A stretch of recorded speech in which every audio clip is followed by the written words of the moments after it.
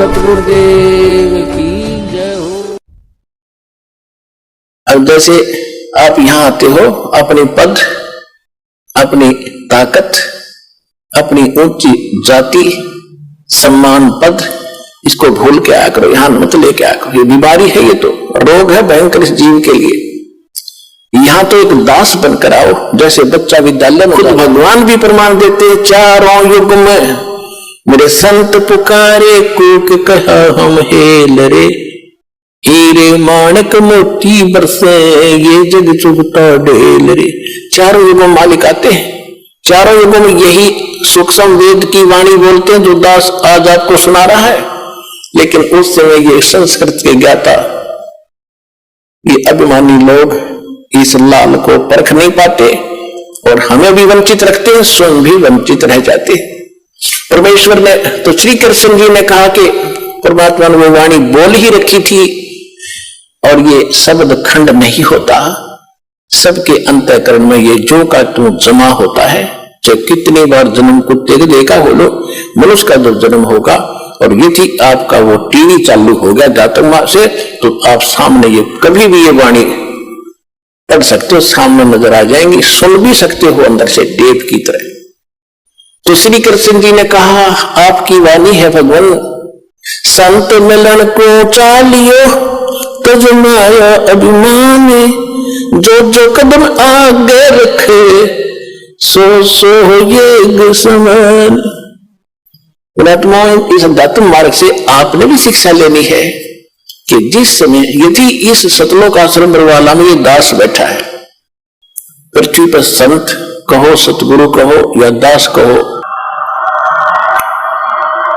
जिसके पास वो अनमोल खजाना है जो किसी के पास नहीं है, इससे वो अनमोल खजाना प्राप्त करने की विधि कैसे है? संत मिलन को चालियो तजमाया अभिमान, जो जो कदम आगे रखे ओ हे ये समान।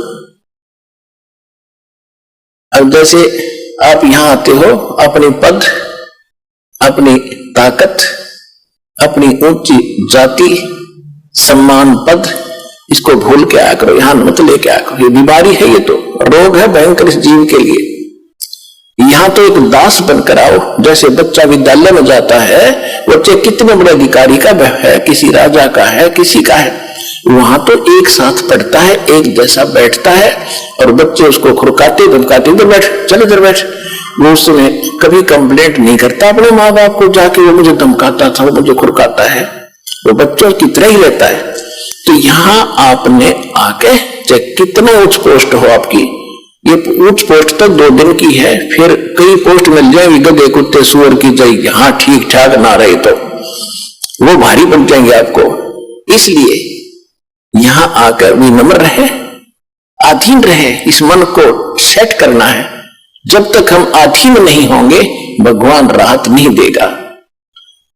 इसलिए श्री कृष्ण, उनको परमात्मा ने लीला करनी थी कि श्री कृष्ण में ऐसी प्रेरणा भरी, उसने जाति दंडोत प्रणाम किया, तो 5 पांडवों ने भी किया। अगर वो प्रणाम नहीं करते तो भी राजा नहीं बख्शते दाता। ये नियम है दाता का। सबको पहले किसको भी कहते सोच सीधर मैं करूं, अपने जन के काज, अधीन होना पड़ेगा भगवान के निकट आने के लिए। अहंकार से भगवान 100 कोस दूर है।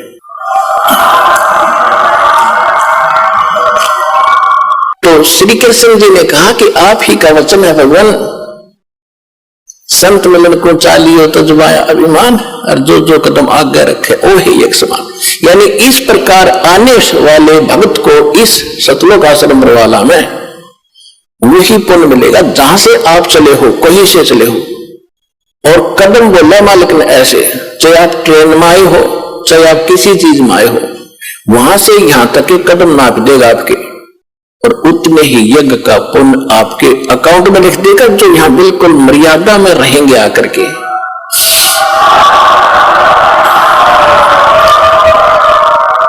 और उस एक यज्ञ को करने के लिए उन पांडवों ने शास्त्र विधि का मनमाने ढंग से अरबों रुपये खर्च किए, तो भी सफल नहीं हुई वो यज्ञ। और वो पुण्य आपको यहां आने वाले को मर्यादा में विनम्र भाव से, निष्कपट भाव से और सीधा साधु भगत से यहाँ भाव से रहकर दर्शन करने से, सत्संग सुनकर जाने से लाभ हो जाता है। तो श्री कृष्ण जी ने कहा कि हे दाता, हम इंद्रप्रस्थ से चले हैं दिल्ली से, और यहां तक आने में हमारे जितने भी, आज आप देख सकते हो, आप तो अंतर्यामी हैं। कृष्ण जी तो उनको सही संबोधन कर रहा था, लेकिन उनका ना जच्चा थी। सुदर्शन को ऐसा क्यों बोल रहा है? किसको? वो पांडव खड़े थे। आप तो अंतर्यामी हैं, आज आप खूब देख सकते हो आज इनकी क्या हालत है।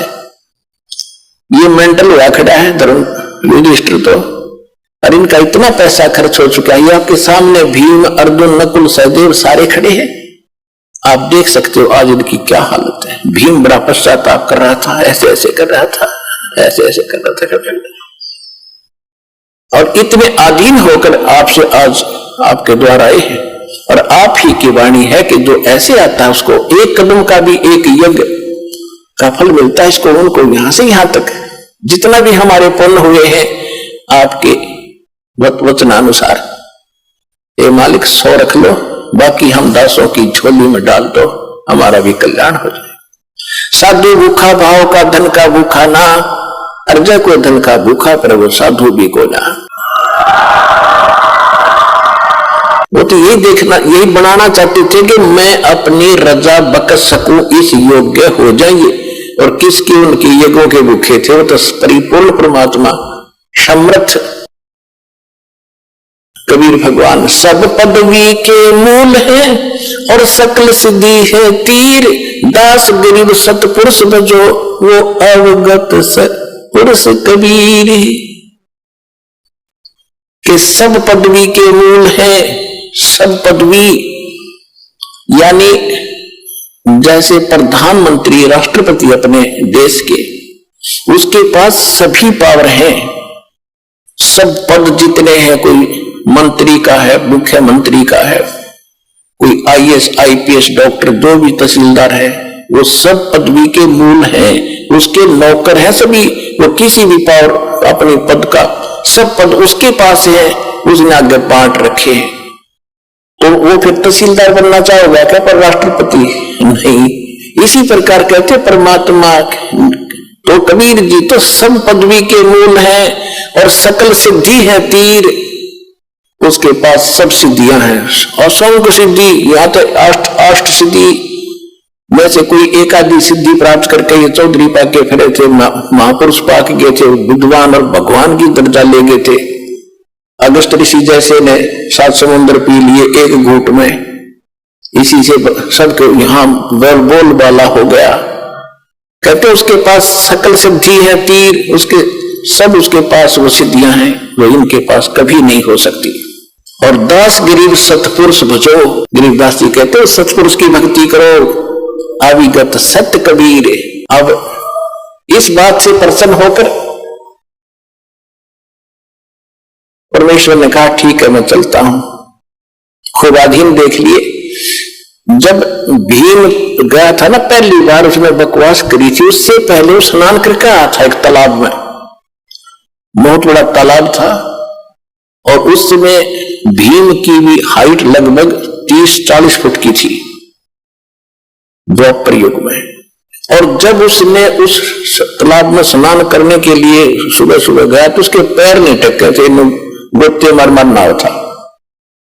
तो तब परमात्मा ने उस भीम से कहा कि पहलवान इधर आए दोबारा। कहा जी, जो तन्यो खड़ा था पहलवान भीमसेन, कि तू के डींग मार। उस दिन क्या कहा था भीम ने, क्योंकि सारी बातें बताएंगे। जब उन्होंने ये कहा ना सुदर्शन जी ने कि भीम तुमने नाश कर रखा है, 18 करोड़ आदमी मार दिए, और आज तुम राज प्राप्त करके उन बहन बेटी है विधवा होगी, अनाथ बच्चे होंगे, उसको नरक को खा रहे हो। तो भीम ने कहा था कि ज्यादा मत बोला बाबा जी, अपने दम से युद्ध जीता है, एक का मारू था 20 मरे थे, इतनी ताकत है मेरे में।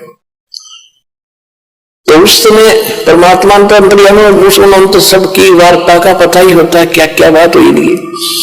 तो परमात्मा ने कहा कि सुदर्शन जी रूप में कि भीम जिस दिन आप पहले आए थे, जब ये कह रहा था एक का मारू था 20 मरे थे, मेरे में ताकत है, तेरे जैसे ताकतवर तंडरे जा लिए तो पासिंग भी कोना भाई। जिस दिन आप यहां आए थे और उस तालाब में स्नान करके आए थे कहीं, कहा जी उस तालाब, वो तालाब बताओ कौन था? वो कुंभकर्ण का ये खोपड़ी थी ऊपर गया कटोरी सी जो वहां पड़ी थी और पानी से भरी हुई थी काफी वर्षों से। वो सोच जल है उसमें, वो तो कुंभकर्ण का यूं इतना हिस्सा था, खोपड़ी खोपड़ी ये कटोरा सा, बाकी कितना होगा ना सोच ले पहलवान, तेरी क्या औकात है उसके सामने। उसके जोड़ में तो तू त्रेपा भी ना टिके थे, उसकी खोपड़ी में वो कितना ताकतवर कितना बलशाली होगा। ये तो सारी सच्ची मान्यता का जी होगा होगा जी अवश्य होगा। जब नहीं जब बताऊं तो ना सुना वो तो पुण्यात्मा आप देख लो विचार करके, इन बातों में हमने नहीं आना है। संसार की कोई वो फलानी ताकत है वो है, ये बकवाद है। सारी ताकत तो एक ही है मालिक की, उसके बाद सब झूठी है। सतलोक चले गए तो हमारा कल्याण है, नहीं तो यहाँ पर माटी बनी रहेगी असंग जन्मों।